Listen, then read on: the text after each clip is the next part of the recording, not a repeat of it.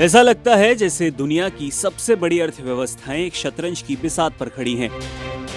एक तरफ है अमेरिका जिसकी चाल है टैरिफ यानी कि भारी आयात शुल्क, और दूसरी तरफ है भारत और यूरोप जो बिना किसी शोर के एक नया दांव चल रहे हैं, फ्री ट्रेड एग्रीमेंट। सवाल ये नहीं है कि ये समझौता व्यापार को बढ़ाएगा या नहीं, असल सवाल ये है कि क्या ये ट्रंप की टैरिफ राजनीति को सीधा संदेश है। और इसका जवाब है जी हां, क्योंकि ये कई स्तरों पर एक बहुत बड़ा जवाब है। डोनाल्ड ट्रंप की व्यापार नीति का मूल मंत्र रहा है अमेरिका फर्स्ट। इसके तहत उन्होंने टैरिफ को हथियार की तरह इस्तेमाल किया और नतीजा ये हुआ कि भारत को अमेरिका में अपने सामान पर 50% का टैरिफ झेलना पड़ा, जबकि यूरोपीय यूनियन के देशों पर यह बोझ करीब 15% रहा।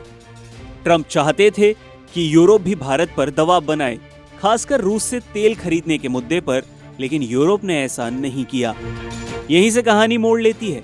यूरोप ने यह समझ लिया कि अमेरिका की नीति स्थिर नहीं है, और भारत ने भी ये महसूस किया कि किसी एक देश पर अत्यधिक निर्भरता खतरनाक साबित हो सकती है। भारत और यूरोपीय यूनियन के बीच एफटीए की घोषणा को सिर्फ एक आर्थिक समझौता मानना कोई भूल से कम नहीं है। ये दरअसल रणनीतिक स्वायत्तता का एक बड़ा ऐलान है।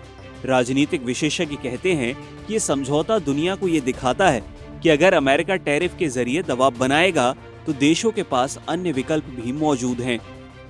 बड़े बड़े विश्लेषक ये साफ कहते हैं कि ये समझौता ट्रंप की टैरिफ को हथियार बनाने की नीति को कमजोर करता है और भारत की अमेरिका पर निर्भरता को घटा देता है।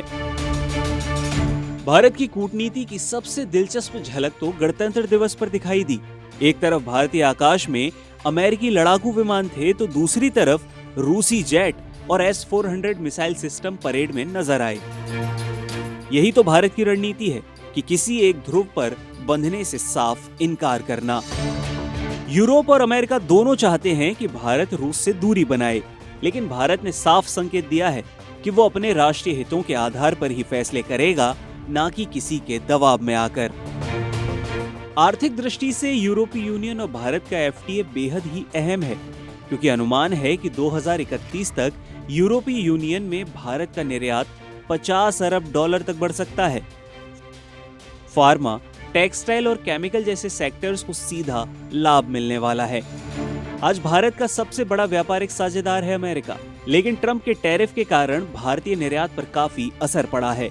यहाँ तक कि जीडीपी में भी गिरावट की आशंका जताई गई। ऐसे में यूरोपीय यूनियन के साथ एफटीए भारत के लिए किसी सुरक्षा कवच से कम नहीं होगा। तुरंत तो राहत नहीं मिलेगी, लेकिन मध्यम अवधि में ये एक मजबूत विकल्प साबित होगा। कभी भारत को संरक्षणवादी अर्थव्यवस्था कहा जाता था, लेकिन अब ये तस्वीर बदल रही है।